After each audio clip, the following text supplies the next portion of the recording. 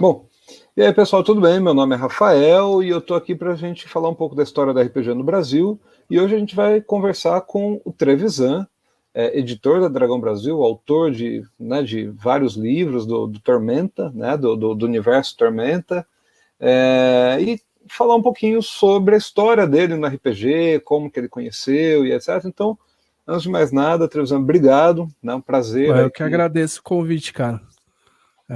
É um trabalho bem importante aí, eu nem sabia que estava sendo feito, ainda bem que o Twitter agradeceu o Rafa Fernandes também, que acabou fazendo a ponte, né? E, pô, é legal participar. Bom, então a pergunta básica, né, é como você começou a jogar RPG? Como foi o seu contato, assim? Então, cara, eu comecei a jogar RPG porque a minha mãe queria fazer natação. Eu tava contando essa história ontem no podcast sobre, né, como funciona a lei do caos, né? Eu morava em Pirituba, minha mãe resolveu procurar aula de natação no Sesc Pompeia, em São Paulo. E ela voltou, o Sesc Pompeia é um centro, não sei como é que é o Sesc Pompeia hoje em dia, que faz tempo que eu não vou lá, mas é um centro cultural, né, que tem um monte de curso e tal, e ela voltou e trouxe uns folhetos. E no folheto tinha um curso de História em Quadrinhos. E aí eu comecei a fazer o curso de História em Quadrinhos aos sábados. O Sesc fica do lado de um shopping, que era um shopping extremamente caído, que não tinha nada, de verdade nada. Um shopping que não deu certo. E aí tinha uma loja de roupa, e aí depois abriu uma loja chamada Forbidden Planet, que é de onde saiu 99% dos autores e jogadores de RPG da década de 90 em São Paulo. E aí ninguém sabia o que era, eu acabei conhecendo o RPG lá. A primeira vez que eu vi falar de RPG, na verdade, foi uma matéria da Folha de São Paulo ou do Estado, eu tenho medo de errar, que tinha uma ilustração do Larry Elmore, que é bem conhecida, que é um grupo de aventureiros segurando um dragonete, né, como se fosse uma caça, assim. E aí era legal, cara, porque na Forbidden a Devir fazia um trabalho de base, a Devir tava para lançar o GURPS, e ela fazia um trabalho na Forbidden que ficava um cara, Tadeu, eu acho que era o nome dele, que era um gringo, né?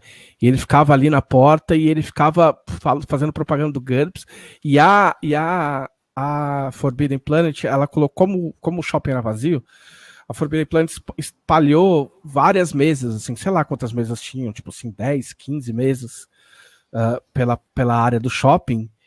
E se você chegava lá para jogar RPG e você não sabia nada de RPG, eles iam te levavam para as mesas e arranjavam vaga para você ir. Então iam meio que juntando a molecada, porque pouca gente sabia o que era. Então você ia todo final de semana lá sem saber o que você ia jogar ou com quem ia jogar, pelo menos no início, e acabava jogando alguma coisa e passava. Eu ia fazer História em Quadrinhos de manhã, e aí ia almoçava na Pastelaria Brasileira, ali na frente que ainda existe, ali na frente do Palestra Itália, e depois voltava, ia para Forbidden e ia jogar RPG. E foi assim, lá eu conheci os meus amigos do meu grupo de RPG de São Paulo, que são meus amigos até hoje e jogam até hoje, né? Eu não jogo mais porque eu tô aqui em Porto Alegre. Mas o grupo continua existindo desde 91, 92, a gente nunca chegou a um acordo. E lá eu conheci também o Marcelo Cassaro, que era editor da Dragão Brasil. No caso, você conheceu, ele já era o editor ou não? Ou ele estava ali entre os jogadores?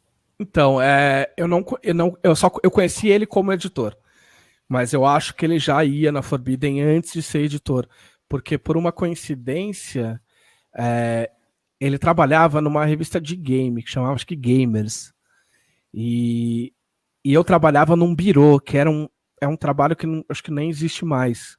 O birô era uma empresa que fazia diagramação, mas também fazia principalmente edição de imagem e soltava fotolito para fazer impressão. E a gente lá nessa empresa que eu trabalhava, a gente fazia os fotolitos da Gamers. E eu não conhecia o Marcelo Cassaro ainda. E aí, quando eu fui falar com ele, ele já era editor. E a gente não jogava junto ainda. Eu tinha um fanzine que eu fiz junto com o pessoal do curso de quadrinhos. Era meu segundo fanzine. E eu tinha feito uma história com o Evandro Gregório, que agora assina Greg Tocchini. Ele é conhecido, tem trabalho na Marvel, na Image, tudo quanto é lugar. E a gente tinha feito uma história no fanzine. Ele tinha 16 anos, eu tinha 19. E aí eu fui mostrar pro Cassaro. Eu falei, Cassaro, minha história em quadrinhos é melhor que a que você tá publicando. E aí ele falou, beleza, a gente pode fazer uma história pra tua revista? Ele falou, pode. Então tá bom. Então, aí a gente fez. E aí foi assim que eu entrei no Dragão Brasil, na cara de pau. E você lembra que número que foi, mais ou menos, ou não? Cara, então, eu fiz um levantamento que eu já esqueci, mas eu acho que é porque eu acabei, entre aspas, recomprando a revista. Eu acho que é Só Aventuras número 5 ou número 7, porque eu não comecei na Dragão, eu comecei na Só Aventuras, que era uma revista irmã. E é uma capa que tem um metaliano na capa e tal. E aí, agora eu tô confuso, eu não lembro se essa foi a história em quadrinhos ou se foi o meu conto. Porque eu publico a história em quadrinhos que chama Who Wants to Live Forever, né? Porque 10 para mim. Eu não sabia dar título para as histórias, então eu roubava título de música, e além de tudo era em inglês, que, né, anos 90 e tal, eu adorava essas coisas em inglês, porque eu achava que ficava mais inteligente. E aí a gente fez essa história de vampiro, foi a primeira coisa que eu publiquei na vida, eu acho. Mas também teve esse conto, porque depois eu falei pra ele, eu também escrevo. E aí eu escrevi esse conto no meu intervalo, no meu emprego antigo. No intervalo eu usava o computador deles, porque eu não tinha computador em casa. E aí a data também é meio confusa, eu posso tentar correr atrás, mas é entre o final de 94 e 95. É o meu chute mais aproximado. Porque a Dragão já estava rolando. Eu tenho uma história esquisita com a Dragão, com o lançamento da Dragão, porque eu era moleque e a Dragão ela foi lançada na Bienal de São Paulo. Salvo correção do Cassaro. E aí começou a rolar um boato que ia sair a Dragon. Os caras, caralho, vai sair a Dragon. E eu acompanhava a Dragon americana. E eu falei, caralho, como assim? Vão lançar a Dragon americana no Brasil? Que foda, vou ficar esperando. Aí saiu, era a Dragon, mas que não era a Dragon, né? Porque a Dragon Brasil, ela foi lançada como nome de Dragon. E eu falei, toma no cu, porra. Eu queria outra, você vê que essa porra aqui. E aí foi engraçado. E você falou que você começou com o seu grupo de amigos na Forbidden Planet, que, inclusive, uma pessoa que eu gostaria muito de entrevistar é o Peter, né? Que era nossa, o Peter. Peter, eu não lembro, eu tinha procurado onde estava o Peter, mas eu não lembro se ele estava no Brasil ou se ele tinha voltado para gringa. Alemanha, né? Ele era alemão, né? Eu não lembro se ele era alemão, mas acho que sim. Eu acho que ele era alemão. O Peter, cara, assim, ó, só pra deixar claro, eu comecei jogando, na verdade, a primeira vez que eu joguei foi eu e um amigo meu chamado Humberto, que é meu amigo mais antigo, e a gente foi na Forbidden procurar lugar pra jogar, e tinha acabado de sair o GURPS, e aí um moleque que eu nunca mais vi na vida, e eu lembro o rosto dele exato, não lembro o nome dele, nada, mas eu lembro o rosto dele certinho. E esse moleque mestrou GURPS pra gente. Eu lembro muito porque ele fazia as interpretações das lutas, ele se jogava no chão do shopping, de se arrastar no chão, assim. E era a primeira vez que eu jogava e eu olhava pro Humberto e falava, cara, isso é muito louco. Isso é muito da hora. E aí o primeiro RPG que eu comprei na vida, tipo, RPG mesmo, porque eu tive livro-jogo, né? Mas RPG mesmo, livro básico de RPG foi o GURPS. E como é que foi, assim, você pegou o livro porque hoje eu até vi uma discussão, as pessoas falando qual que é o livro melhor para iniciante, etc. E aí o GURPS, ele é um livro bem denso, assim, né? Para quem nunca tinha lido, o que você... Então, o GURPS, ele virou piada na Dragão Brasil, mas era uma piada bem humorada que muita gente nunca entendeu, né? Porque a gente falava que... a gente criou, né, a história do Tem regra até para cavar buraco e tal. E, inclusive, tinha gente que acusava a Dragão de ter acabado com o GURPS no Brasil, como se a gente tivesse esse poder todo, né? Quando, na real, o Caçaro era super fã de GURPS e tinha 500 suplementos de GURPS em casa.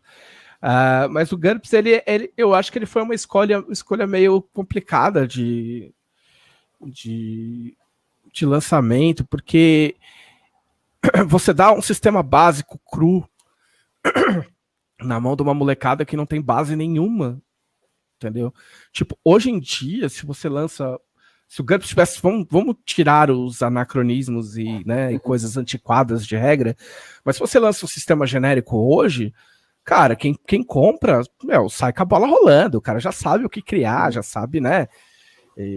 Agora, na época, cara, você não sabia o que era criar um cenário. Como é que eu vou criar um cenário se eu mal sei criar aventura, saca? E ele te dava muita ferramenta. É muita ferramenta para quem não sabe apertar uma porca, saca? Entendeu? Então era tanta opção que você meio que não sabia o que usar. Eu não sabia. Eu mestrei uma ou duas aventuras de GURPS. É até engraçado, porque uma das pessoas que participou, que é uma menina, que participou do meu primeiro grupo de jogo, ainda é minha amiga, a Erika, e a gente conversa pelo Twitter de vez em quando. Ela testemunhou a minha primeira aventura, tipo, na vida, com, sei lá, 16 anos de idade, sei lá. E então eu acho que foi complicado, porque, assim, principalmente porque, tipo, os cool kids jogavam AD&D. Se você queria ser cool, você jogava AD&D, você não jogava GURPS, entendeu? E tinha o Tagmar na época também. A primeira campanha que eu joguei foi Tagmar. É importante falar isso por ser o seu sistema nacional. O Tagmar levou muita pancada também, mas apareceu num momento importante também, por ser uma alternativa. A gente não queria alternativa, porque não era, é o que eu falei, não era cool você jogar Tagmar, era cool você jogar AD&D. Mas o Tagmar trouxe uma alternativa para quem não tinha qualquer opção de aprender inglês ou ter amigos que sabiam inglês. E aí o AD&D, ele tinha muito carisma, sacou? O GURPS tinha muita inteligência, muita sabedoria e zero de carisma, saca? E o AD&D era 100% carisma, porque tinha os NPCs. Você queria jogar nos mundos de AD&D, você queria encontrar os NPCs de AD&D, e aí você tinha os romances de AD&D. Não dá pra competir com isso, saca? Então eu acho que o GURPS, eu não acho que... Eu não sei se eu jogaria GURPS, né? Mas eu acho que o GURPS, ele veio numa época, num momento meio infeliz, assim. Ele podia ter sido melhor sucedido, mas ele devia ser mais querido, na real. Né? Talvez... Eu não acho que a gente tenha culpa. Para mim, quem tem culpa é a editora que publica o livro e tem que suportar o livro. Né? Quem tem que dar suporte para os livros que publica é a editora que publica o livro. O resto, qualquer coisa além disso, é bônus. Né? Mas... Não, e até a Dragão Brasil publicava aventuras, personagens para o GURPS, né? Então... Sim, Tormenta saiu para GURPS. Tormenta tinha regra de GURPS.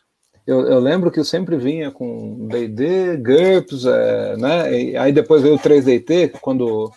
Né, aí começa a criar, mas eu lembro que vinha muita coisa, aventura de GURPS, aventura de... Então não dá para afirmar que... Não, é mais por causa das piadas que a galera... E aí uma hora a gente parou de fazer material para GURPS, porque ninguém tava nem aí para GURPS, entendeu? E a gente tem que fazer o que rola, não adianta se amar o sistema, ou até a gente amar o sistema e eu não tenho público. Entendeu? E quando você começa a testar sistemas, né? Você jogou o Tagmar, o GURPS, aí você foi pro AD&D, você experimentou o Vampiro, você chegou a jogar também ou não? Joguei. Eu não testei sistemas, eu joguei outros sistemas enquanto eu não conseguia jogar AD&D, porque eu tinha vergonha. Eu tinha vergonha de jogar AD&D sem saber inglês. E porque o pessoal falava as coisas, eu não entendia nada. E aí, o que eu lembro do meu aprendizado de inglês foi, eu não sabia, e aí alguém me deu um Player's Handbook, xerocado, que eu tenho aqui, guardado ainda, e aí eu aprendi. eu não lembro quantos anos eu demorei para aprender, só sei que eu aprendi. E aí eu passei a jogar D&D. O meu grupo era tradicionalíssimo de AD&D. AD&D não, AD&D. E aí o Vampiro eu cheguei a mestrar. A gente jogou bastante Vampiro. Participei pouco de live, mas participei de alguma coisa. Eu achava a live meio tosca. Mas foi só isso aí, é AD&D e Vampiro. Minha vida de jogador jovem foi isso aí. E além de jovem também, na verdade. E aí você estava comentando, e como que foi se tornar autor da revista de RPG mais importante do Brasil, assim? Você mandou para o Cassaro, ele aceitou, começou a ter o retorno, e o que você sentiu, assim? Como foi? Pô, eu acho que eu sei fazer isso. Como que foi essa... Então, é que é esquisito, porque eu já escrevia desde moleque, entendeu? Eu escrevia conto desde os 7, 8 anos. Existe um conto horrível. Não vamos enfeitar as coisas, né? Mas com 9 anos de idade, eu escrevia, né? Quando você está na cidade, você não mede as coisas por qualidade, você mede por páginas. Quantas páginas você escreveu? E eu escrevi uma história de ficção científica que tinha 42 páginas na escola, entendeu? E era uma história completamente, os personagens chamava Johnny, Jimmy, Mark, entendeu? E a história era, atenção, a história era que por causa do programa Guerra nas Estrelas do Reagan, o mundo tinha explodido. Um cientista tentou avisar que ia dar merda, que a rede de mísseis dele lá ia afetar o ecossistema do mundo, e o Reagan não quis ouvir e o mundo explodiu. Só que a NASA, por baixo do nariz do governo americano, porque para mim a NASA e o governo americano não eram, né? Enfim, construiu bases espaciais e colocou em países estratégicos e recolheu pessoas que conseguiram fugir da Terra. E aí essa grande estação espacial estava procurando um novo lar para os seres humanos, e eles encontravam uma estrela, porque eles estudaram, e se eles apagassem a estrela, sobrava um núcleo que poderia ser um planeta. Tá ficando mais bonito eu explicando, mas não era tão... Entendeu? E aí os seres humanos podiam morar lá. Só que aí eles descobrem que já havia um povo morando na estrela, e aí tem uma treta, e aí no final das contas os humanos põem a mão na consciência e falam, é mesmo, se a gente destruir a estrela deles, vamos estar fazendo o mesmo que aconteceu com o nosso planeta, e acabando com uma vida que nós não temos direito de externar. E aí, tipo assim, a diretora da escola ficou maluca. Reza a lenda que ela me fez passar limpo, né? Fazer uma cópia para a escola, para ela guardar. E reza a lenda que esse caderno foi levado para pro Inácio de Loyola Brandão, que é um escritor. E diz que ele falou que ele achou legal, ele deve ter sido educado. Mas eu já escrevia desde essa época, entendeu? Então eu já escrevia, eu já estava fazendo história em quadrinhos horríveis.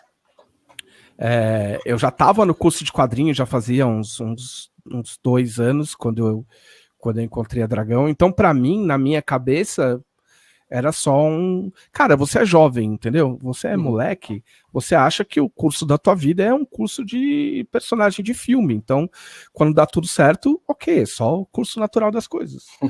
Então, não tinha muito essa de tipo, nossa, caralho, eu consegui, puta que pariu, tem um monte de gente que não consegue. Não, tipo, era óbvio que eu consegui, tá ligado? Tipo, que não é a mesma, obviamente não é o mesmo pensamento que eu tive posteriormente, e não é o mesmo que eu tenho hoje, saca? E quando, que nem eu falei ontem no podcast que eu gravei, tem um lance também que você não... Quando você... Assim, isso vale para todo mundo, obviamente, né? Quando você tá fazendo parte da história, nem sempre você sabe que você tá fazendo parte da história de um meio, de uma mídia, você só tá lá, você só tá fazendo o teu bagulho, você tá fazendo o teu trampo e ganhando a miserinha que você ganhava, entendeu? E assim, eu gosto muito de falar isso, eu gosto muito de deixar claro que eu só consegui largar tudo para trabalhar na Dragão Brasil, porque a minha família, quando eu cresci, era uma família de classe média, entendeu? E eu falei pro meu pai, posso não procurar outro emprego e ficar escrevendo, o senhor paga a minha faculdade? E ele pagou a minha faculdade.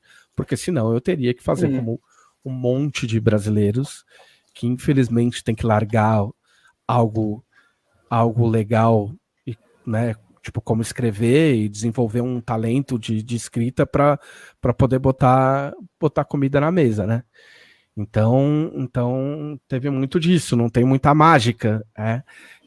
Se a pessoa gosta de fazer, tem um jeito para, eu não gosto de usar a palavra talento, mas tem habilidade com aquela coisa e tem tempo para fazer e espaço para fazer, tipo, a chance de dar certo é bem grande, saca?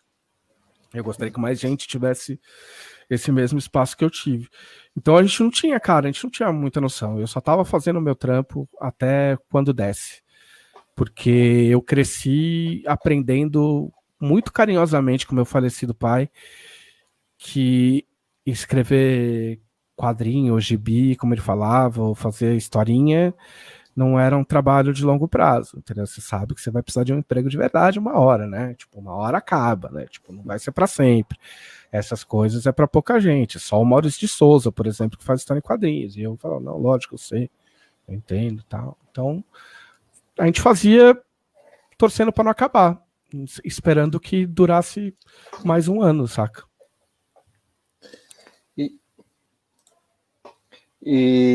Bom, você então se torna colaborador do Dragão, né? E você, quando a Dragão, o editor era o Cassaro, né? Cassaro, é. E você se torna também editor, né? Eu viro editor assistente. Depois eu viro editor assistente junto com o Rogério Saladino. Tá. E aí na Dragão 50 vocês resolvem fazer um cenário comemorativo, né? Com um sistema que é o Tormenta, né? Sim. A gente na verdade, a Dragão 50 ela sai com, acho que os sistemas era 3DT, AD&D e GURPS. E a gente resolve juntar, era uma vontade que eu tinha, todos nós tínhamos, na verdade, de criar um mundo coeso com as coisas que a gente escrevia, porque na época não existia isso. Cada matéria era 100% independente, você colocava onde você quisesse, mas não tinha não tinha nenhuma ligação com a outra, entendeu?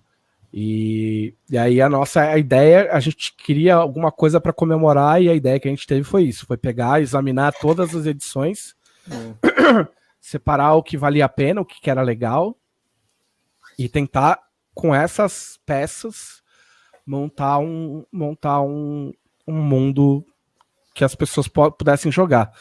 Porque o que acontece? O momento em que, salvo checagem de fatos, porque a gente vai de cabeça, né?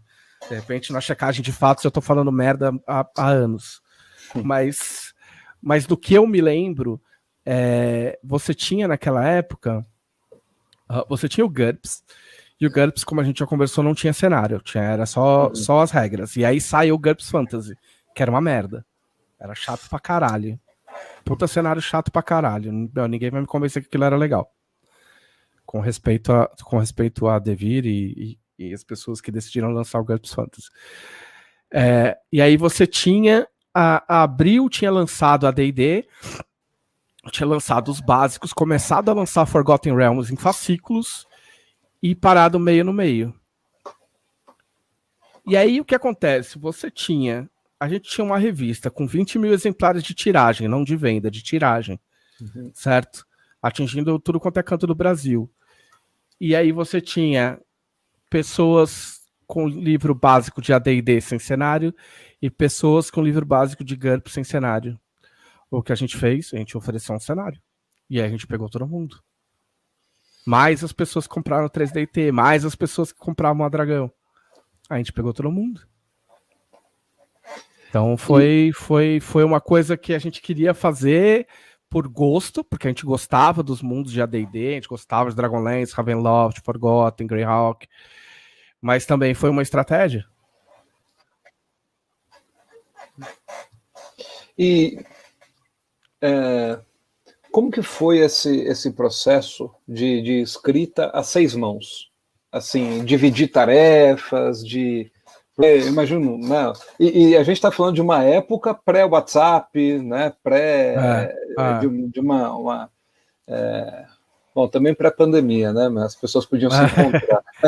Não, assim, no meu tempo de colaborador da Dragão, durante muito tempo, eu pegava um ônibus com um disquete, ia lá e levava um disquete na mão do Cassaro para entregar a minha matéria de 5 páginas de Word. Depois a gente já pegou e-mail, mas até chegar o e-mail, considerando que eu comecei em 94, 95, era pegar um ônibus eu cheguei a morar em Pirituba escrevendo na Dragão, eu acho, não lembro. Mas às vezes era pegar 40 minutos de ônibus, mais só para levar uma porra de um disquete. E aí a divisão era divisão mesmo. Tipo, eu lembro mais do básico de Tormenta, eu não lembro tanto, eu lembro mais do Reinado, que a gente fez depois. Que aí a gente matematicamente dividiu os reinos. Falou assim, olha, você pega 5, eu pego 5, você pega 5, e o resto a gente pega um pouquinho cada um e vamos aí.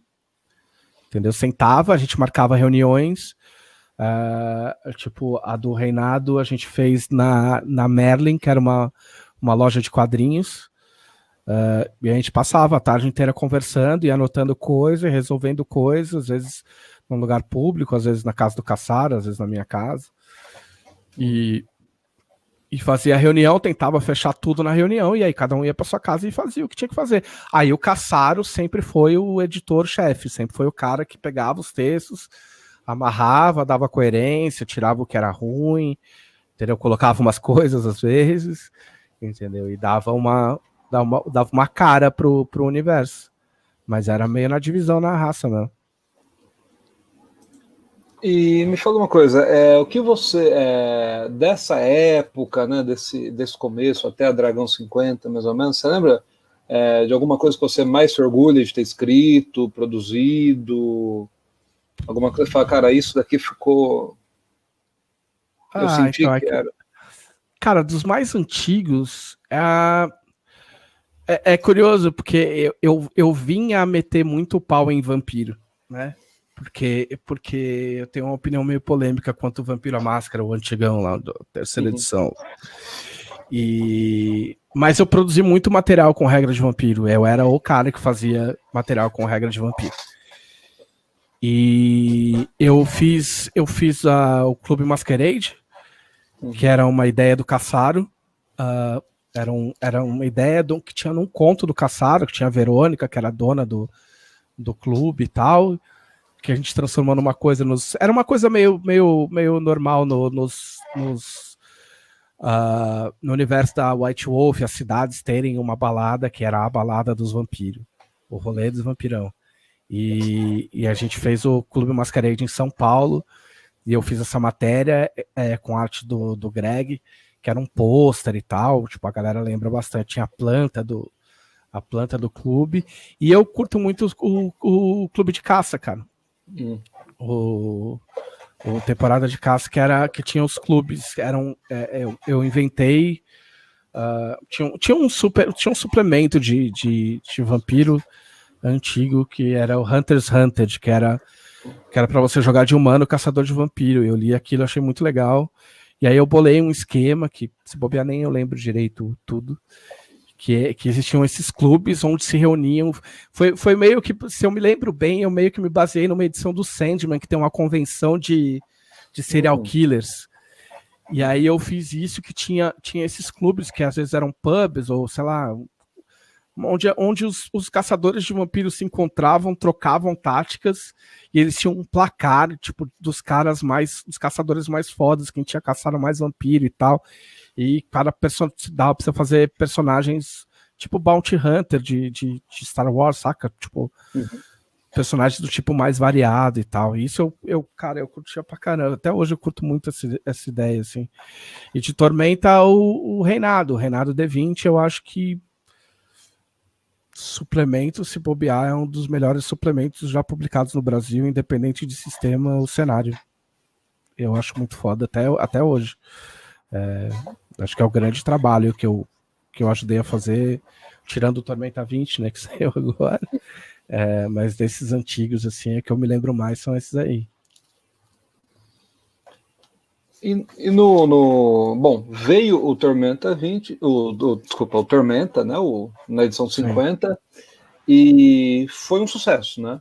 Sim. Foi bom, todo mundo que comprava a revista já pegou, e aí vocês fizeram a decisão de manter, assim, foi uma aposta, vocês não sabiam se ia, ou vocês estavam conversando, não, a gente vai fazer dar certo, tinha, assim, essa possibilidade de, se ninguém comentar, como que era, assim, como vocês mediam a reação do público, assim, eram as cartas, Cara, assim, na época, né?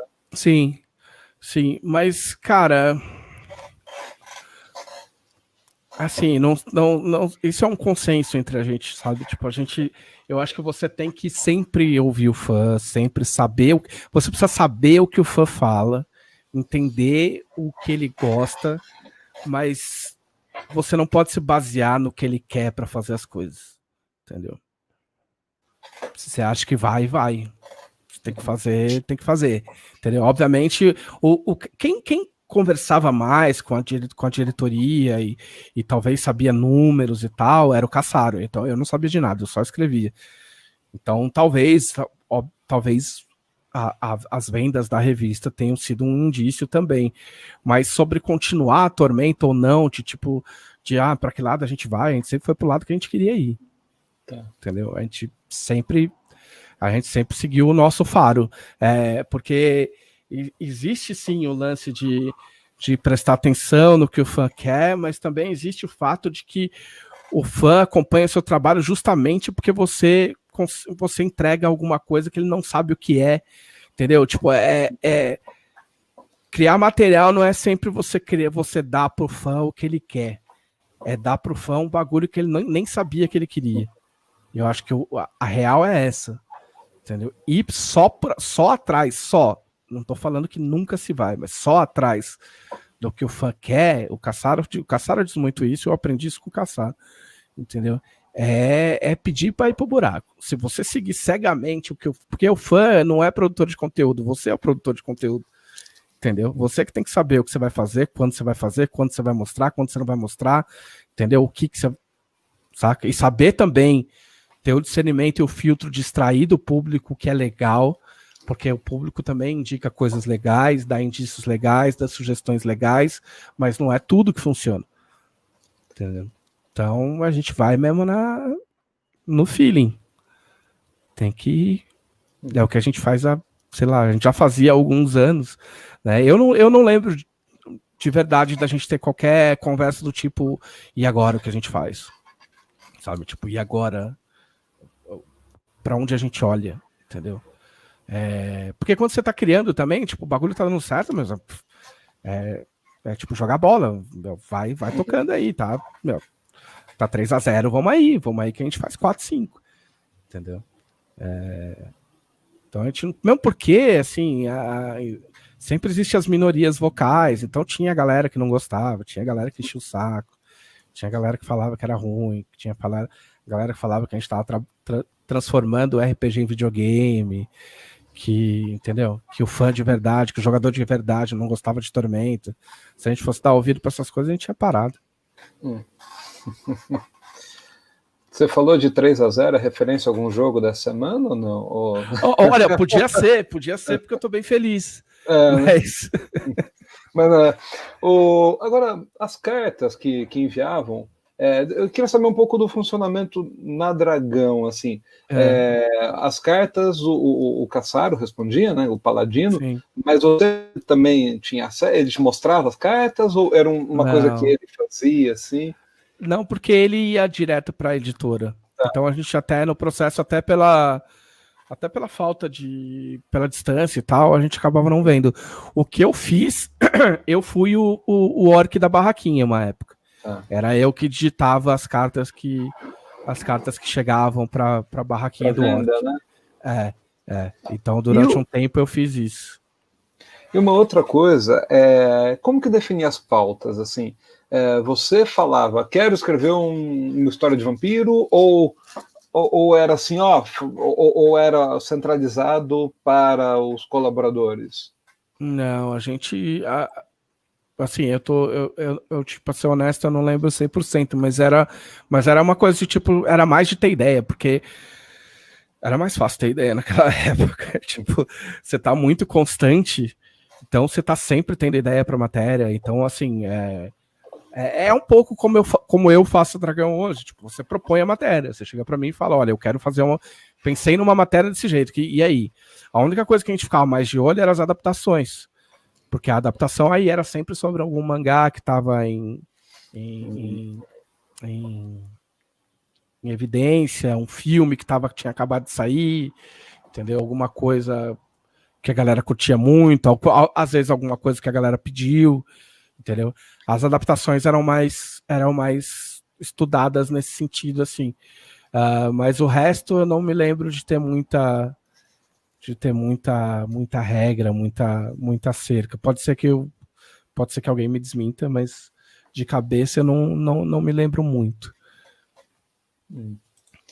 E vocês ficam na Dragão Brasil até que edição, mais ou menos? 111. 111? 2005. Tá. E aí vocês fundam a Dragon Slayer, é isso?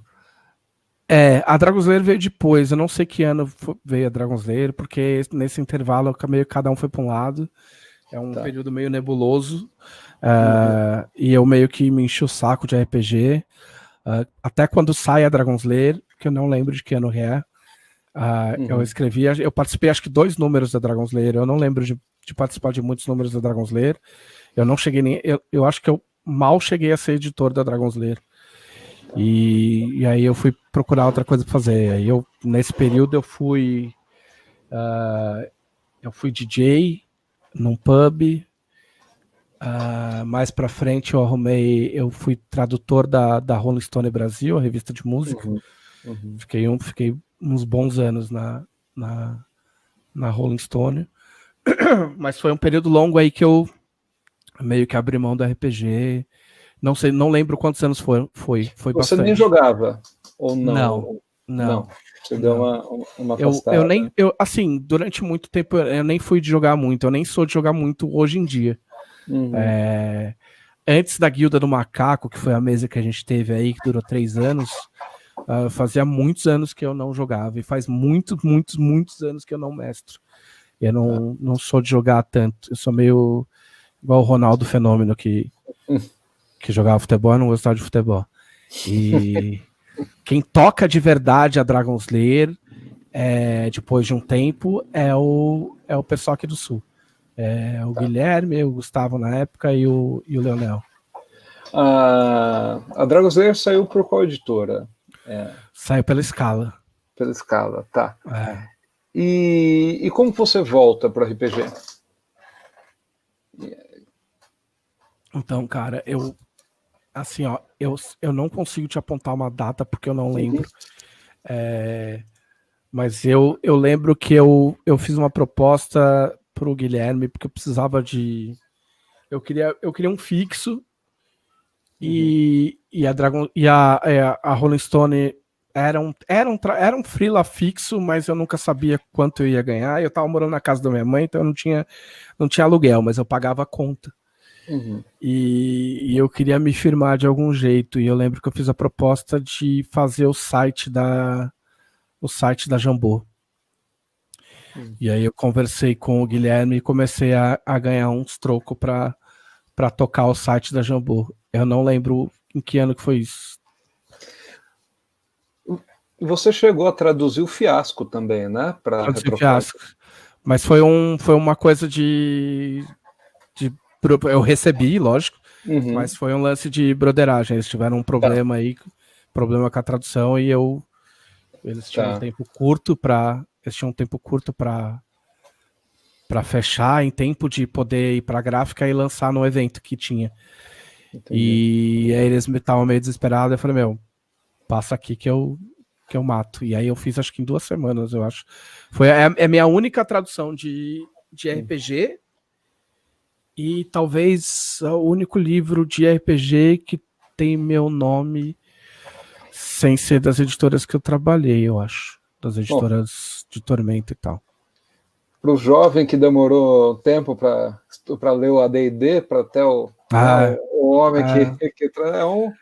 então, pô, caminhada, né? Cara, eu fiquei na Rolling Stone, se eu não tiver errado, eu fiquei tipo pelo menos uns 5, 6 anos, cara, traduzindo. Mas foi num esquema quebra-galho, cara. Eu, tipo assim, me inventaram como tradutor.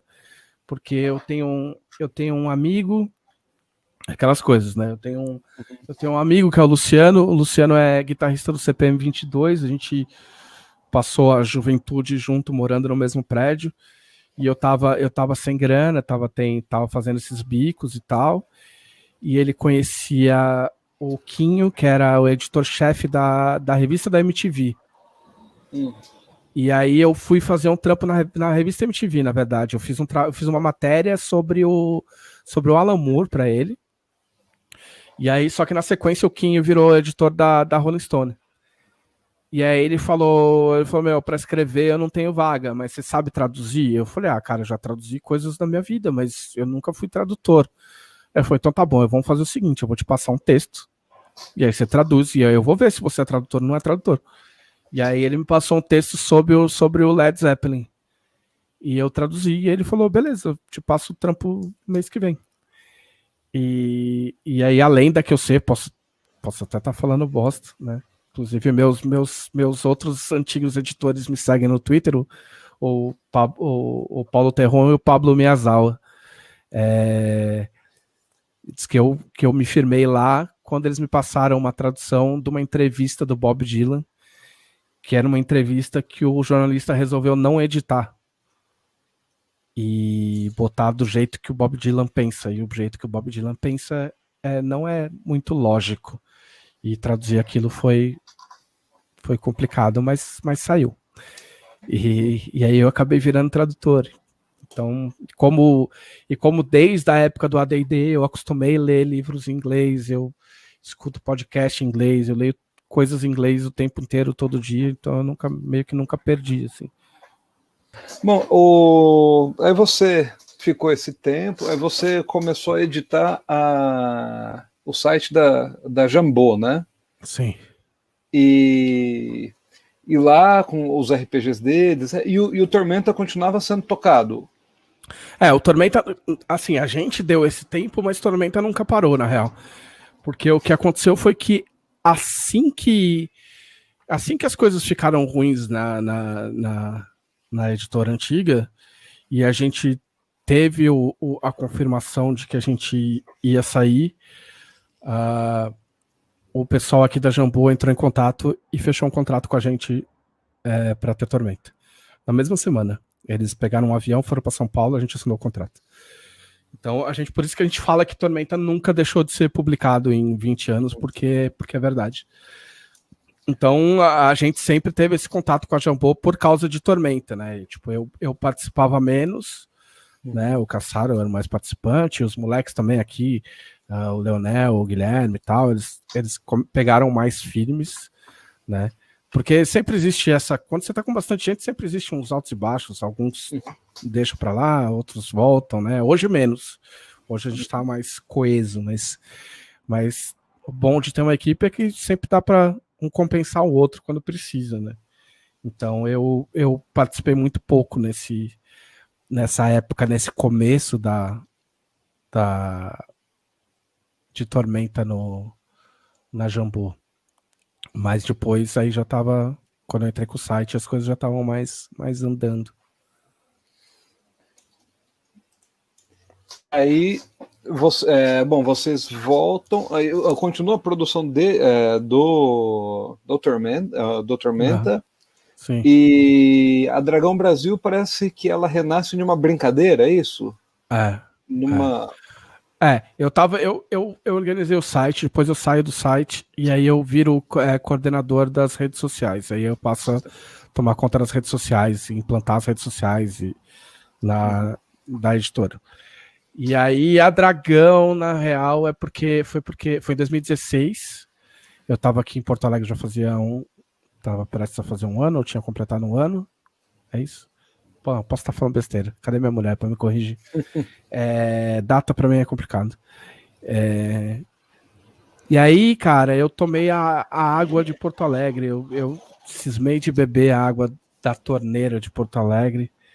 E foi um ano em que eu tive 3 viroses. Nossa. E aí, na terceira virose, eu tava de cama, eu não aguentava mais ficar de cama, eu tava de saco cheio. E tinha saído... é só ver quando saiu Stranger Things. De quem era Stranger Things? E aí, eu me enchi o saco e tinha saído Stranger Things. E aí, o Caçaro, não lembro se foi o Caçaro ou se foi outra pessoa, notou que a fonte usada no logo da Stranger Things é a Benguiá, que é a mesma fonte que era usada no logo da Dragão. E eu pensei, que legal, que maluco. Embora os dois sejam de décadas diferentes, né? Tipo, a Stranger Things é dos anos 80, a Dragão é dos anos 90, mas tipo, foda-se, né? No final das contas, mistura tudo. E o pessoal, pô, que legal. E eu falei, mas quer saber? Eu tô fudido e eu não aguento mais ir no banheiro. Eu vou fazer uma capa. E aí eu resolvi usar meus dotes de Photoshop, etc., que curiosamente eu aprendi lá atrás no meu primeiro emprego.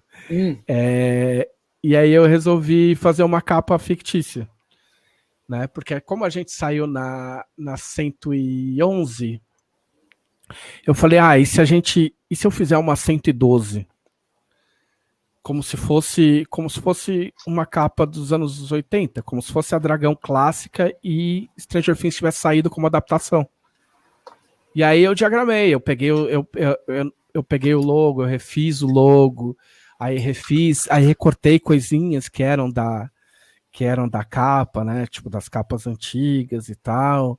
E botei um filtro de envelhecimento na capa. E aí fiz, mas fiz, como você faz um meme, né? Que você achou engraçado, entendeu? Tipo, que legal, Stranger Things, Dragão. Porque nesses anos que a gente ficou sem Dragão, que a gente ficou fora da Dragão e que depois a Dragão acabou, as pessoas pediam pra gente, tipo, por que vocês não voltam com a Dragão? Por que vocês não fazem a Dragão? E aí existiam 2 fatores. Um fator é que voltar com revista de banca, já faz muitos anos que não faz sentido, né? Não existe nem dinheiro para isso. E a outra é que a gente pegou um bode, cara. A gente virou uma coisa virou um elefante no meio da sala, virou uma coisa chata, saca? Tipo, ficou no passado, vamos fazer outra coisa. E aí, cara, quando eu faço essa capa, eu botei no Facebook e a reação da galera foi, tipo, gigante, cara. Eu acho que foi meio milhão de reações, sei lá. Era gente pra caralho. E, eu não esperava, eu fiz de brincadeira. E aí era muita gente. E aí a gente ficou meio com a pulga atrás da orelha. E aí eu tinha encomendado pro site, eu acho, uma matéria de Stranger Things. Com 2 colaboradores nossos. E eu falei, já que o pessoal gostou, porque o pessoal ficou, por que vocês não fazem uma edição especial, blá, blá, blá. E aí, já que o pessoal tinha gostado, eu falei, bom, eu vou pegar essa matéria de vocês e eu vou diagramar como era antigamente. E aí eu fiz a mesma diagramação das primeiras Dragão Brasil. E aí a gente lançou um PDF. A gente lançou uma edição especial da Dragão Brasil 111 retrô, só com essa matéria de Stranger Things. 112, desculpa. E aí a galera derrubou o site da Jambô baixando a revista. E aí, tipo assim, a gente pode ser tudo, mas a gente pode parecer burro, mas a gente não é tão burro. Então, quando você tem um nível de reação assim, é tipo, ok, a gente tem uma marca na mão e a gente tá sentado em cima de bobeira. A gente precisa fazer alguma coisa com isso, entendeu? E aí teve um caso engraçado também, antes disso, porque ligaram... Quem vai saber contar essa história direito é o Guilherme Deiswald. Eu não sei se eu conto ou se eu deixo para ele contar, se ele for entrevistado. Bom, se ele ele aceitar, contar. Eu entrevisto. Não, acho que aceito. Deixa para ele contar o dia que é. Bom, enfim. Aí a gente pegou e a gente sentou e falou, e aí, o que a gente vai fazer com a Dragão? E aí eu sentei, e aí, tipo, e quem vai ser editor disso aí? Aí o Cassaro, tipo, putz, eu tenho meus trampos, tal, puta, não sei se eu consigo, acho que não rola, pra mim é uma carga muito grande. Eu nunca gostei de diagramar a coisa, entendeu? Tipo, quando eu saí do meu primeiro trampo, eu falei, nunca mais eu vou diagramar na minha vida. Aí eu falei, bom, se for umas 30 páginas, 40 páginas no máximo por mês, eu acho que eu consigo, vai. De repente. Sei lá. Podemos tentar pra ver qual é que é. Então tá bom, então vamos ver. E aí a gente ficou pensando como fazer isso, e aí surgiu a ideia de fazer o financiamento coletivo recorrente. A gente fez, a nossa meta primeira era 8 mil. E a gente esperava... a meta mais alta era 8 mil, que era o podcast. E a gente esperava, eu falei, isso aí vai demorar, sei lá, um mês para chegar em 8 mil. E aí demorou, sei lá, um dia. Menos de um dia. E aí deu certo pra caralho. Hoje eu diagramo, dependendo do mês, 140 páginas por mês. Mas foi tudo primeiro a brincadeira, depois o planejamento, né? Mas se não fosse a virose, não tinha Dragão Brasil. Caramba. E o seu primeiro emprego voltou, né? É muito louco, né? É muito louco, porque houve uma época em que o Cassaro era louco pra sair da Dragão. E ele falava, puta, eu quero fazer outras coisas, tipo, me ocupa tempo demais, é super desgastante. De fato é.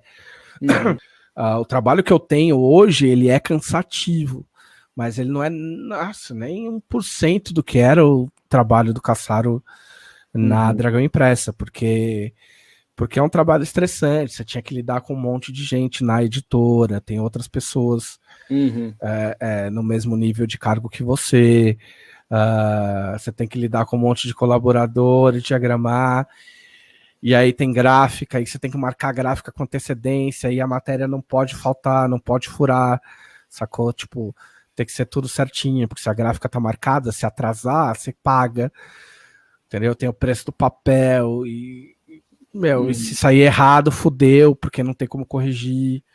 Tem um monte de coisas. Eu não tenho nada disso com PDF. PDF eu cheguei a trocar a matéria de capa 2 dias antes da matéria sair, ninguém nem sabia. Entendeu? É bem mais prático. E aí, naquela época, o Cassaro falava, queria fazer outras coisas. E ele vivia tentando convencer eu e o Rogério pra gente assumir a Dragão. E eu falava, nem fudendo, cara. Eu não tenho cacife para fazer um trampo desse que você faz, cara. Eu não tenho capacidade para coordenar uma equipe e fazer isso aí. Isso é louco. O que você faz é foda pra caralho. E aí já se vai aí. Já completei mais de 50 edições já. 50 edições. 51 edições no meu... Eu estaria na Dragão comemorativa de lançamento de Tormenta. Eu preciso fazer mais 60 e poucas edições aí para virar o editor com mais edições. Aí eu passo Cassaro, imagina que negócio maluco. É um desafio, né?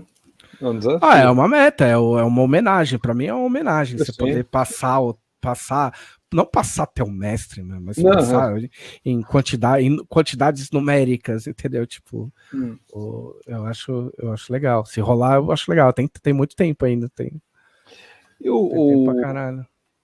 Como foi você falou do podcast, né? E como foi, né? Eu vi que sempre tem um momento Roma, né? Uma situação assim. Como foi, assim? Vocês já estavam preparados para... Você colocou as metas, mas não sabia se ia chegar lá, ia demorar. Então, é que assim, podcast, o Leonel já participou de muito podcast, porque ele tem a parceria dele com o pessoal do Jovem Nerd e tal, então ele já tinha alguma experiência. E eu tive um podcast em 2008, que era o Carecast, que era quando eu vi que eu não tava mais afim de fazer RPG nem nada, eu também não queria que as pessoas achassem que eu desapareci, que eu morri, sei lá, eu queria manter meu nome, né, relativamente conhecido no meio nerd e tal. Então eu montei um blog, e no meu blog tinha o Carecast, que era um podcast que eu apresentava, aliás, que um amigo meu apresentava, o Igor apresentava, e eu participava, e eu editava o podcast. Então eu tinha pego alguma experiência disso, e eu, sei lá, eu tenho prática de falar, eu não sou exatamente o maior orador do mundo, mas eu tenho uma agilidade para falar, principalmente se for merda. Para falar merda, muito treino. E então acabou rolando. Aí, tipo, tem a Karen também. A Karen também tem muita experiência com podcast, já tinha feito vários podcasts antes, tinha o podcast dela também. Então meio que foi natural. A dinâmica de podcast é um negócio que ela surge durante o podcast. Vem muito de você, primeiro do convívio no ar dos participantes, né, de você entender qual é a de cada um, tal, e da empatia da galera, de uma bobagem, tudo que vira mitologia do podcast é alguma bobagem que você falou sem querer, entendeu? Eu nem lembro quando surgiu o Momento Roma. Provavelmente foi porque o Leonel e o Guilherme gostam muito de qualquer coisa de Roma, e então qualquer pretexto para falar de Roma eles aproveitam. E eu devo ter falado na hora, tipo, qualquer hora vai ter que rolar um Momento Roma, hein? Porque vocês não param de falar de Roma. Tipo, para mim para mim as coisas do podcast elas saem tão natural que eu nem lembro depois. Às vezes o pessoal fala, tipo, foi muito engraçado no podcast tal que você falou isso. Eu falei, não lembro. Não sei do que você tá falando. Entendeu? Mas é legal, tipo, é trabalhoso também. É 2 horas e pouco aí, às vezes, de tempo seguido da tua semana. Mas a gente foi formatando também para um jeito que que fosse um negócio prazeroso pra gente também, entendeu? Porque não adianta você ficar tipo, enchendo de pauta e ter que estudar pauta o tempo todo. E a gente foi limando até virar uma conversa mesmo, que é o que a galera curte. Tá? O pessoal curte ouvir a gente conversando. Isso vale para todo podcast. A galera curte ouvir o pessoal conversando como se você estivesse na mesma sala, saca? E acho que meio que esse é o rolê do podcast. Mas eu gosto bastante. E aí, né? Vocês já com a Dragão, né? Produzindo. Quando que surgiu a ideia do Tormenta 20? Quando que olhou, vai fazer 20 anos, vamos fazer alguma coisa? Ou como foi assim? Cara, a gente começou a planejar as coisas com antecedência, então a maior parte das coisas que aconteceram nos 20 anos de Tormenta foram planejadas 2 anos antes, pelo menos em ideia, assim. O livro do Leonel, A Flecha de Fogo, era um segredo bem guardado, tipo, há alguns anos. O plot central do Deusa no Labirinto também era um plot que a gente teve agora, sei lá, agora já perdi a conta, 3, 4 anos. Mas 2 anos antes do livro sair. E aí o Tormenta 20 é a mesma coisa. A gente, acho que em 2018, provavelmente, a gente falou, olha, tá chegando, a gente precisa fazer alguma coisa. E aí? E aí, lógico, você tem que ter uma visão do seu produto. O Tormenta RPG, ele era o mesmo sistema desde que a gente... desde a mudança do Tormenta D20, então já fazia alguns anos que a gente estava só aparando o mesmo sistema, e é normal que o sistema fique inchado, porque tem suplementos e tem regras da casa e etc. Então era, se você não aproveitar os 20 anos para mexer no sistema de regras e atualizar, quando vai ser, né? E para o cenário vale a mesma coisa. Cenários do tamanho de Tormenta, eles precisam de um chacoalhão de vez em quando, né? A galera fica esperando essas coisas também. Então a gente aproveitou os dois para mexer em tudo, né? E fazer uma base para o que vai ser os próximos 10, 20 anos aí. E como foi esse processo de criação, né? Novamente foi divisão de tarefas, foi... Foi um pouco, mas foi mais maluco, na real, porque a gente tem mais gente trabalhando, né? A gente teve mais gente junto, a gente teve o Álvaro Freitas, a gente teve o Felipe Della Corte, a gente teve o Rafa da Svaldi, né? Ajudando com regras, elaborando regras. Eu, por exemplo, assim, é muito difícil apontar o dedo, porque não só porque a gente fez um playtest muito longo, né? Acompanhado aí a olhos vistos por todo mundo, né?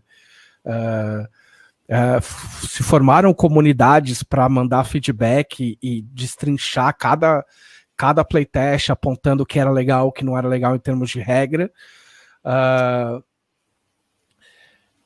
Eu não sou uma pessoa devotada à regra, sempre foi até uma piada que tipo, eu fiz e até acabou ficando meio chato, porque também não é assim, tá ligado? Que eu sempre falei que eu não gosto tanto de regras e tal, que eu não sei as regras e eu realmente não tenho saco para ficar decorando todas as regras.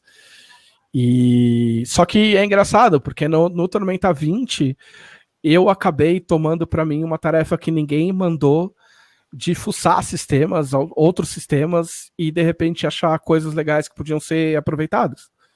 Então, tipo, eu li livros básicos que eu não leria só para ver se, tipo, puta, aqui tem uma regrinha muito louca, tipo, e se a gente encaixar? E aí eu chegava para as pessoas que faziam as regras e falava, olha, eu não sei se faz sentido, mas eu vi isso aqui parece legal. E a gente tem o conselho da parte de lore, tudo que é resolvido em lore vai para o nosso chat dos sócios de Tormenta, então a gente senta e fala, ok, tipo, a mesa virtual, tipo, de escritório, e tipo, ok, senhores, vamos matar este NPC ou não vamos? E aí a gente analisa os prós e os contras, se vai rolar, se não vai rolar, o que a gente vai fazer com tal reino, e se a gente botar um castelo não sei onde. E aí, depois de resolvido, aí vai para quem for escrever, que pode ser um de nós ou não. Assim, escrever mais na mão mesmo, eu escrevi o texto das classes ou das raças? Das raças, eu acho. Das raças. E aí foi um negócio que eu falei, olha, isso aqui eu quero fazer. E foi um negócio que eu fiz com mais carinho. Mas assim, mesmo quem não escreveu letra por letra, participou avaliando as regras, tipo, lendo todos os playtests. Eu li todos os playtests e apontei todos os playtests, as coisas que eu não achava legal, as coisas até de regras que eu achava que não fazia sentido. Algumas coisas eram acatadas, outras coisas não, entendeu? Mas a gente teve um pouco, todo mundo teve a mão num pouco, saca? Tipo, foi bem diferente do resto.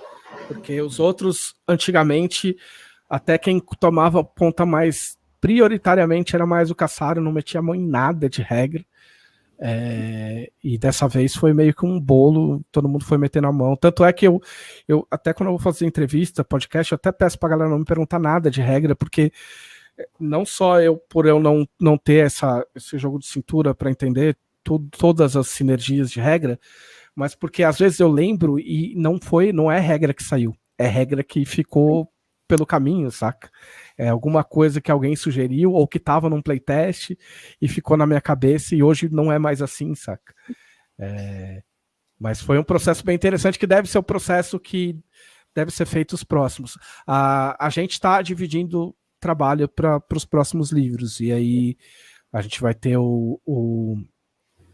Atlas de Arton, que é o substituto do Reinado D20, que aí a gente provavelmente vai dividir alguns reinos para cada um fazer. Meio old school.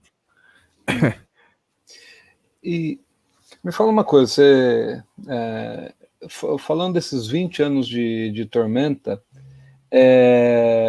Tormenta também amadureceu, né? O que eu quero dizer no sentido de que teve até uma discussão política ali, né, dos puristas ali, Sim. como que você encara isso? Foi natural? Teve reação? Cara, é engraçado, porque eu converso muito com o Luciano e a gente, em conversas, né, ele fala assim, o CPM é composto por vários caras de quase 40 anos de idade, não dá pra gente escrever musiquinha como se a gente tivesse 15. E eu acho que vale a mesma coisa pro RPG, tipo, nem que eu queira, eu vou conseguir escrever como quando eu tinha 19. Eu sou outra pessoa, o mundo é outro, entendeu? Os anseios dos fãs são outros, sabe? E aí não é nem uma questão de...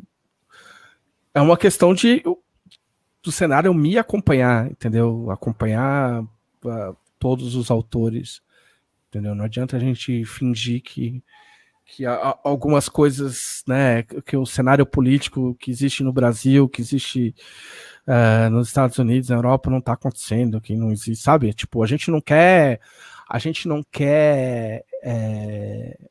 como é que se diz? Dar uma lição de moral, entendeu? Em ninguém. Mas eu acho que é possível educar sem ser intrusivo, saca? Tipo, você demonstrar uma não conivência com o estado das coisas, saca? Eu acho que dá pro cara jogar. Eu quando eu era moleque, eu falava assim, tipo, acho que todo mundo falava naquela época, assim, eu odeio política, eu não quero saber de política na minha vida, pra que política? Entendeu? Política é uma bosta, eu não quero saber de nada. E aí eu gostava de ler quadrinhos. E aí eu li um quadrinho, eu li o V de Vingança, do Alan Moore. E aí eu achava incrível o V de Vingança, incrível. E aí um dia, talvez até alguns anos depois, eu parei e pensei, eu acabei de ler um tratado político. Eu acabei de aprender o que é anarquia e o que é autoritarismo, né, ditadura e fascismo e no meu quadrinho, cara. Entendeu? E eu me diverti e sabe? E foi útil para mim na vida, saca? Então, não existe obra sem política, entendeu? Ela pode não transparecer, saca? Eu tava assistindo Clone Wars agora há pouco. Tipo, Star Wars, piu-piu-piu, tipo, mas tá entochado de política ali, entendeu? Tem de tudo, saca? Então, as pessoas, você pode achar que o entretenimento que você consome não tem política, mas você tá só se iludindo, ou você tá lendo uma obra que é 100% alinhada com a sua visão política que você talvez não saiba admitir, ou não saiba que tem. E aí, por isso, você não enxerga, você só enxerga quando é algo que você não gosta, entendeu? Mas tudo, cara, tudo que o autor faz, pensa e passa é transmitido pro quadrinho, não tem como. Tipo, quadrinho não, tipo quadrinho, pro RPG, pra qualquer obra. E você também produz um quadrinho, né? LED? Sim, o mangá LED, isso. Ou seja, aqueles seus cursos, né? Lá. Sim. Eu falo que eu nunca fui um game designer. E a minha. Eu sou muito grato pelo RPG. Cada ano que passa, eu sou mais grato ainda. Mas o meu amor de verdade nunca foi o RPG. Meu amor de verdade sempre foi quadrinho e literatura. Eu sempre fui um autor de quadrinhos e um contista que fazia RPG, não um game designer que faz RPG. Isso eu sempre deixei muito claro para todo mundo. Então, eu perdi muitas oportunidades de fazer quadrinho na década de 90, na época da editora, da editora antiga. Eu sempre tive carta branca para oferecer qualquer qualquer quadrinho, qualquer minissérie, qualquer graphic novel, sempre era só mostrar que tinha muita chance de sair. Mas eu sofro de ansiedade, eu tinha depressão e não sabia, eu convivi com depressão anos e anos, sem tratamento nenhum. E eu tinha muito medo de começar uma série, de me comprometer, fazer uma série. E aí, em 2010, eu resolvi fazer o LED. Eu estava em terapia na época, não por coincidência. E é até engraçado, porque o LED não era para ser em Tormenta. Assim, dentro do saco cheio com RPG, eu queria um negócio que fosse só meu. Eu falei, eu não quero que seja em Tormenta. Tormenta não é só meu. Tormenta é meu e dos meus amigos. Eu quero um negócio que eu possa fazer o que eu quiser, que eu não tenho que dar satisfação, que não tenha nada a ver com RPG, entendeu? Começar um bagulho do zero. Aí eu ressuscitei uma ideia que eu tinha começado a escrever em 98, porque no meu HD eu tenho arquivos até de 95, tipo, coisa pela metade, coisa, um monte de porcaria, e aí de vez em quando eu pinço essas coisas e elas acabam acontecendo. E aí eu peguei essa ideia, e aí porque eu tinha assistido Full Metal Alchemist Brotherhood, que é o anime que eu mais gosto, eu falei, eu preciso fazer um negócio igual esse aí. Só que o Cassaro, cara, ele é um script doctor, assim, de mão cheia. Ele é um cara que, se você tem uma ideia e você não consegue desenvolver a ideia, você senta com o Cassaro 2h30, você sai com o negócio encaminhado. E aí eu fiz isso. Eu falei, Cassaro, eu vou passar aí, comprar uma coca, aí uns bagulho pra gente comer, e vou te mostrar minha ideia, que não é em Tormenta. Quero que você me ajude, porque eu tô muito afim de fazer isso aí. Beleza. Aí eu cheguei lá, eu falei, então, o negócio é o seguinte, tal, esse cara, tem esse sistema de magia que eu preciso inventar, tem uns deuses que eu preciso inventar, aí tem uma prisão que eu preciso inventar. Ele falou, por que você vai inventar tudo isso se já existe em Tormenta? Por que você vai gastar todo esse tempo inventando um bagulho que já existe, você podia estar gastando escrevendo? Aí eu... você tem razão. Droga. E aí LED virou um mangá de Tormenta. É um mangá meio arrastado. A gente faz 10 anos no final do ano, com 5 edições publicadas. A sexta tá em produção. Infelizmente, uma produção longa, ela tá sujeita aos problemas e intempéries dos autores, né? Então, o desenhista já teve problema, a gente já trocou desenhista, voltou desenhista. Nesse meio tempo, eu perdi namorada, eu mudei de estado, eu casei, eu perdi gato, perdi pai, perdi amigo. Então, tudo isso reflete, e muitas dessas coisas estão inclusive explicitamente no mangá.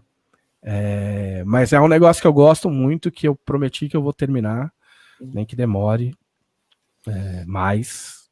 E a galera curte. Hoje de manhã mesmo eu tava fazendo o plot do que falta aí da edição do volume 6, talvez do volume 7. Então tá encaminhando. Tá encaminhando. É produção autoral, né? Não é que nem a Marvel, que tem ali uma linha de produção, né? Que tipo, ninguém faz só isso, tá ligado? E fazer mangá, escrever em geral é um bagulho que te consome muito, entendeu? A diferença é pessoas que lidam bem com isso e pessoas que têm problemas para lidar com isso. Eu tenho muito problema para lidar com isso. Eu não tinha quando eu era moleque. Quando você é moleque, dá tudo dando certo na tua vida, você acha que você vai dar uma voadora na boca do mundo.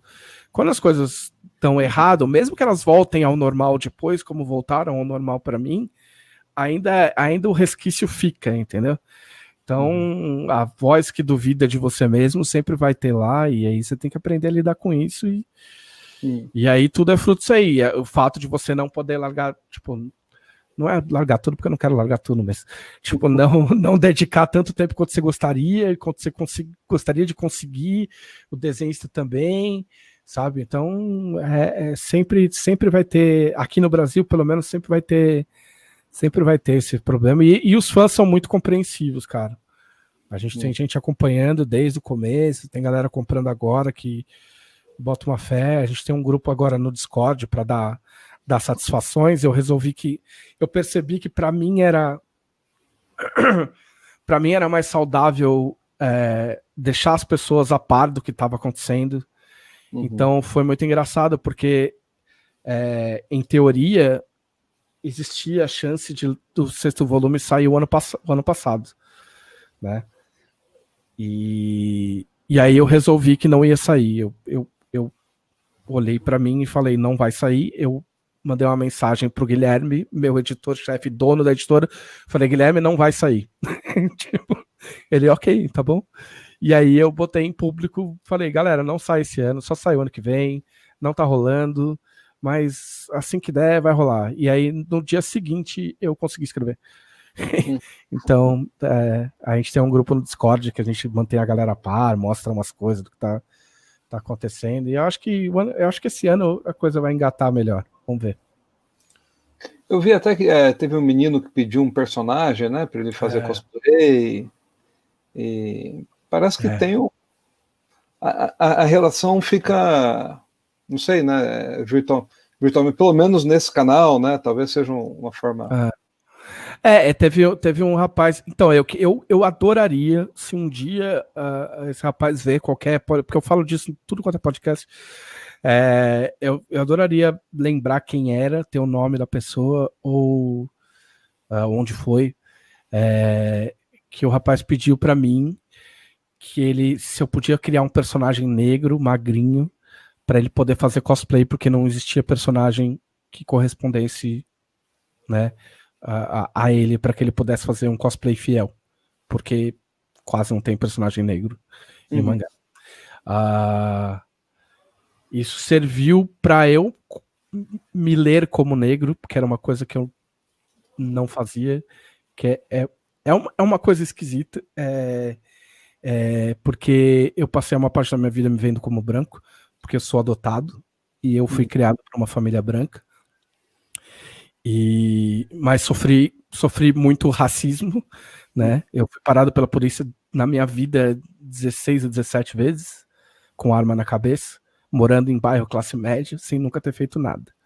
Eu nunca fumei maconha na rua, nunca fiz nada, entendeu?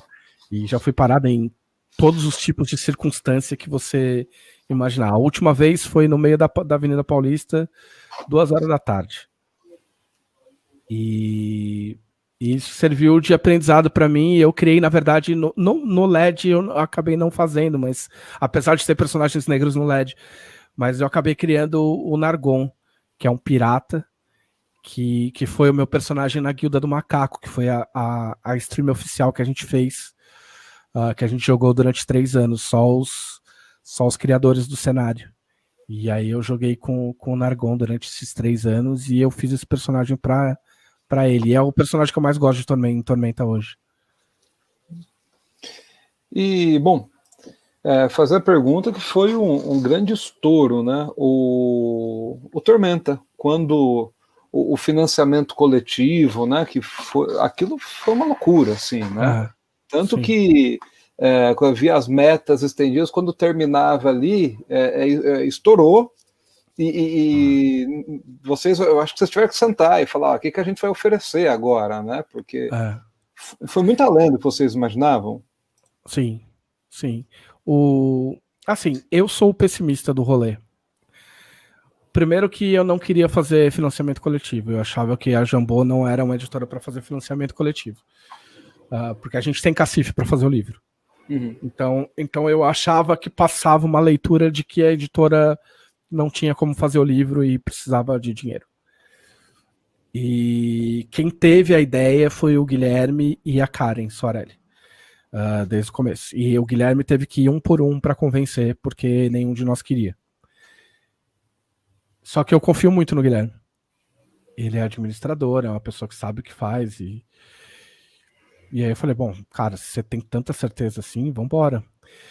E eu falei para ele, quanto é que você acha que dá? Ele falou, eu acho que passa de 380 mil. Até uns 380 mil a gente consegue. Eu falei, você tá muito louco. Você tá muito louco. E aí eu achava, sei lá, eu não sabia quanto ia dar, mas eu não achava que chegava a tudo isso, nem a pau. E aí no lançamento da campanha eu resolvi fazer a stream no dia do lançamento, na hora do lançamento, justamente porque, olha o pensamento da pessoa, porque eu não queria que a gente passasse vergonha. Então eu pensei assim, eu falei, pô, se eu fizer uma stream 1 hora antes do início da campanha, que é meio-dia, e tiver em stream na hora que sai a campanha, eu acho que a gente consegue garantir de início uns 2.000. Tipo, né, por umas horas, uns 2.000, 3.000, para não ficar tão chato, cara, porque vai ser horrível se a gente do tamanho que a gente abrir uma campanha e ficar parado em, sei lá, R$ 500, tipo, péssimo, né? E aí eu resolvi fazer a stream. E aí a gente abriu, eu olhei, legal, galera, 700 mil, tipo, vou errar os valores, mas o vídeo tá lá. 700 mil, pô, que bacana, hein, galera? Pô, valeu. Aí eu dei o DF5, tinha 1,5 pau. DF5 tinha 5, DF5 tinha 10, DF5 caiu. A gente derrubou o site do Catarse. E eu tinha uma palestra para ir, para dar às 2 horas da tarde. E eu a nossa meta era 80 mil. Antes de eu ir para a palestra, a gente já tinha batido 80 mil. Então foi um negócio maluco, assim. Quem fez toda a maluquice de caralho, o que a gente vai fazer agora, tipo, prioritariamente foi o Guilherme e a Karen. Eles foram os cabeças da campanha. A gente só foi atrás. Assim. Eu acho que eu contribuí bastante, porque eu tentei empolgar a galera o máximo que eu pude nas redes sociais, fiz live, o caralho. Acho que eu ajudei como eu pude ajudar, mas essa parte mais grossa e mais terrível e mais assustadora, quem fez foi eles dois. O mérito é muito deles dois. E foi um mês, foi um período completamente insano. Eu tinha um atalho para a página do Apoia-se, do Catarse, na tela do meu celular. Então, a hora que eu acordava, a primeira coisa que eu fazia era clicar no atalho, ver quanto estava e entrar no WhatsApp, assim, antes de levantar a cama, entrar no WhatsApp, ver quem mandou mensagem, se a galera tinha visto, e a gente ficava, pô, você viu quando chegou, caralho, vamos bater. Eu fiz a torre do Mortal Kombat, né, no Twitter, dos projetos e tal, que a gente ia batendo, aí foi bem legal, porque eu marcava a galera, e o pessoal dava parabéns, e a gente dava parabéns também, e foi muito bacana. Mas foi muito pesado, muito cansativo. Eu fiz uma live de 12 horas no final. E isso foi em julho. Acabou, a gente ganhou legal, 2 milhões, quase 2 milhões. Em 5 de agosto, eu fui para uma churrascaria comer sozinho. Minha esposa não estava a fim de comer carne, eu fui sozinho numa churrascaria que a gente conhece. Fui lá, tô comendo, fui tomar uma Coca-Cola, eu babei um pouco. Eu falei, pô, que merda. Bom, vou voltar pra casa. Acabei de comer, vou voltar pra casa. Quando eu cheguei em casa, eu senti minha boca mole, fui ver no espelho e eu tava com a boca torta. E aí eu falei pra minha esposa, eu falei, olha, não assusta, mas eu tô com a boca torta. E aí ela, tudo bem, não deve ser nada. Eu falei, Camila, eu sei o que pode ser. Não vamos ficar disfarçando. E aí a gente foi pro hospital. Aí no final das contas não era AVC, não era nada, eu tive uma paralisia, porque isso foi piorando, né? E aí concluí isso que eu tive um negócio que chama paralisia de Bell. O meu rosto daqui pra cá paralisou inteiro, né? Eu não conseguia mexer nada. Só a pálpebra, assim, a pálpebra fechava. Mas de resto nada se mexia. E o médico disse que ninguém sabe direito a causa disso, né? Mas uma das causas é estresse. E eu vou nessa. Para mim foi isso aí. Para mim foi o preço do financiamento. A Aí eu tive a paralisia e fiquei 6 meses fazendo fisioterapia horrível. Eu nem contei pra ninguém na época, ninguém soube. Passou 6 meses, o pessoal só foi saber lá pelas tantas, porque a gente teve que adiar stream, suspender podcast e tal, porque eu não conseguia falar direito, né? Mas eu nem fiquei fazendo muita graça. Hoje eu conto porque já passou bastante tempo. Mas é o típico. É o típico, você vê as pingas que eu tomo, mas não vê os tombos que eu levo. E é o preço de um financiamento coletivo bem sucedido. Eu não faço mais nesse. Assim, eu não. Se tiver um financiamento coletivo de novo, eu vou ter que remanejar meu envolvimento para não. Menos intenso. Porque eu sou muito. Assim, eu tô sempre em tratamento, né? Eu não tenho vergonha de falar, eu faço tratamento psiquiátrico por causa da ansiedade e da depressão e eu faço terapia. E a ansiedade me deixa muito intenso para essas coisas, para trabalho também, o que é muito bom às vezes, né?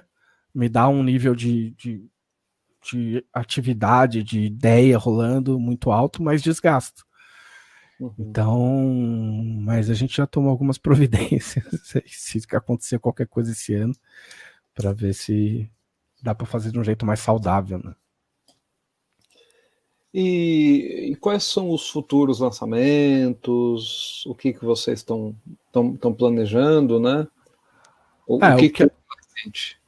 que a gente tem é os 2 livros bases, junto com o básico do Tormenta 20, que é o Ameaças de Arton, que ele é tipo um bestiário, mas a gente quer fazer melhor do que um bestiário. E o Atlas de Arton, que é aí essa parte de lore dos reinos, descrevendo cada reino, tipo lore, coisas das cidades e tal. Tipo, a pauta não tá 100% fechada, mas é mais coisa para esse é para quem gosta de cenário mesmo. E são 2 livros grandes que devem sair esse ano. A ideia é que saia esse ano, né? Não vamos prometer datas, né? Não. Mas o projeto é esse. O projeto principal é esse aí. E me fala uma coisa, sobre a sua vida como, né, editor assistente, editor, como que você encarava os eventos, assim, com internacional, imagino que você deva ter ido em eventos em outras cidades também. Alguns. E como que era? Como você sentia isso? Você via a importância desses eventos, assim, cara, eu acho o evento muito legal. Eu acho muito foda. Os eventos foram muito essenciais, assim. Eu sou um pouco contra. É engraçado, porque estragaram um pouco a importância do evento, porque hoje em dia, durante algum tempo, as pessoas usaram a falta de eventos para justificar que o RPG tinha morrido, sabe? Tipo, como não tem eventos, óbvio que não tem mais jogadores, não tem mais eventos, tipo, que não faz o menor sentido, né? Não tem mais eventos porque quem organizava o evento era a Devir, a situação sociopolítica econômica do Brasil mudou completamente, enfim, N coisas, né? Mas, cara, eu fui no primeiro encontro internacional, meu pai me levou no primeiro encontro internacional, no Ibirapuera. Tipo, meu pai me levou de carro. Entendeu? Então, primeiro que os eventos formaram todo mundo. Você poder ver, assim, a gente ainda tinha o privilégio na Forbidden de poder ver e conhecer um monte de gente que jogava, mas você poder olhar e ver um monte de gente jogando, sabe? Um monte de gente como você jogando os livros que você gosta, ou de ver livros que você não sabia que existia, porque não tinha internet na época, pra você ver capa e outras coisas e tal. Era muito foda. E em termos de divulgação, e em termos pra gente como autor, até hoje para mim é a mesma coisa, porque cara, você como autor, você cresce ouvindo que, por bem ou por mal, você cresce ouvindo que o que você faz não é trabalho, que isso não dá futuro, que você precisa de outra coisa, que teu primo ganha 6 mil reais, que o porteiro tem casa própria, entendeu? Tudo baseado em fatos verídicos, saca? E aí, tipo, você começa a duvidar, e assim, escrever é um ato solitário.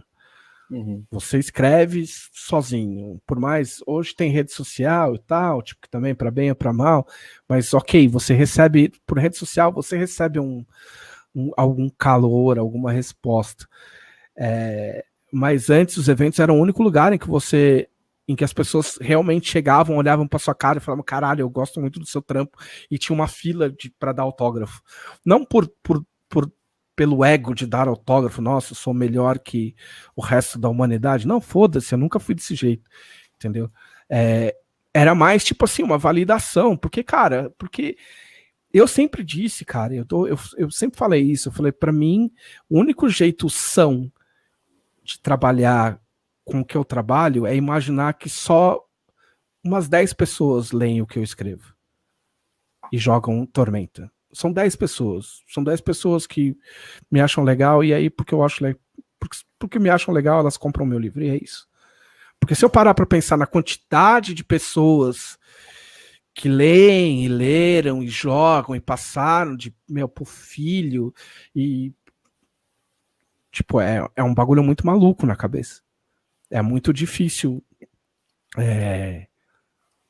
assimilar esse tipo de responsabilidade, esse tipo de privilégio, porque é um privilégio conquistado, mas é um privilégio, entendeu? Tanta gente não gostaria de estar no lugar que eu tô, ou até mereceria estar no lugar que eu tô e não teve chance, enfim. Então os eventos tinham muito essa importância para o autor, a importância de apresentar o jogo para um monte de gente, a importância de colocar o cara num ambiente de grupo, sabe? O encontro internacional que a gente fala foi muito essencial para todo mundo nesse sentido. Eu cheguei a levar meus pais, eu acho que ainda era encontro internacional. Eu cheguei a levar meus pais. Meus pais são mais velhos, né? Porque eu sou adotado, como eu falei, e a minha mãe, ela tá com 82, ela vai fazer 83. Aí isso deve fazer o quê? Mais de 10 anos. E eu levei eles para ver se eles, né? Vamos ver se entende, né? O que tá rolando. E eles acharam legal. Eu levei minha irmã também, mas meu pai sempre gostou, sempre achou divertido. Eu dava o mangá para ele lia, tipo, para ele, se eu tava fazendo o bagulho, tava legal. Minha mãe é mais difícil de engrenar. Mãe é assim, né? Quando fala com você, é a preocupação de que você precisa ter um futuro. Quando fala com a amiga, o meu filho é escritor, porra. Entendeu? Tipo, mas a gente entende, uma outra educação e tal. Mas faz falta, cara, é muito louco. O que a gente tem próximo hoje é a CCXP, né? É quando a gente recebe a galera. E óbvio, né? Por um lado, a CCXP é muito melhor pra gente, porque na época do Encontro Internacional, a gente não tinha auditório para falar, entendeu? A gente não tinha,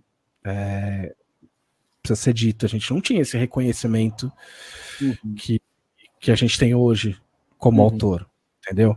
Talvez porque a gente era contemporâneo, né, das outras editoras e tal, mas não existia esse reconhecimento, o reconhecimento que se tinha com editor, com autor gringo, por exemplo, entendeu? Demorou muito para a gente ter um espaço para fazer uma palestra, alguma coisa, contar nossas coisas. Hoje a gente lota a auditória principal da CCXP com mais de 700 pessoas. Entendeu? Mas é legal, espero que a gente possa ter eventos de novo.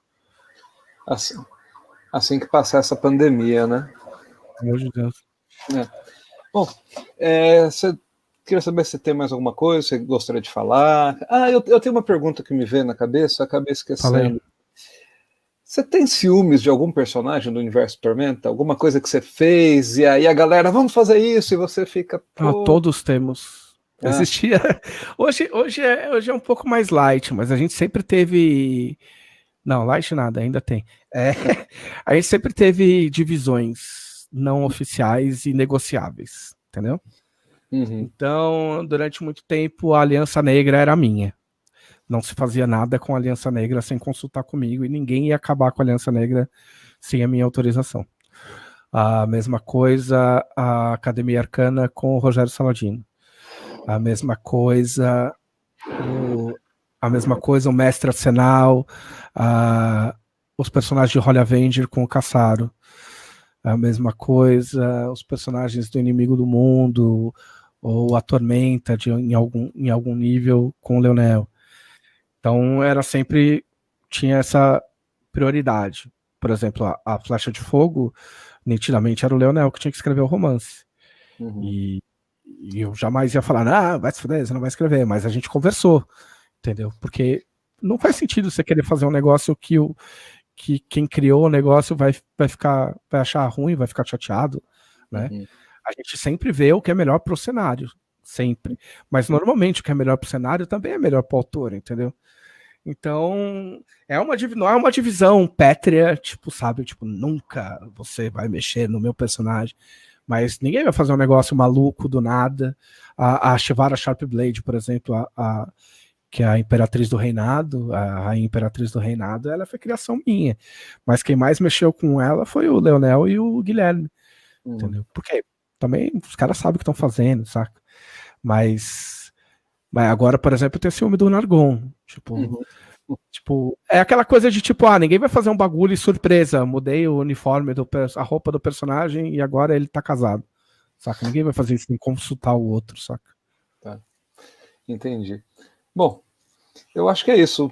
Se você quer falar mais alguma coisa, tem alguma coisa que eu acabei não perguntando, o que você acha importante? Não, só agradecer o apoio da galera aí nesses anos, principalmente dar boas-vindas a quem está começando agora com Tormenta 20, porque é uma coisa que a gente precisa rever, por mais que eu seja um filho do AD&D, a gente precisa rever essa coisa de tipo, todo mundo começou com D&D, porque não é assim.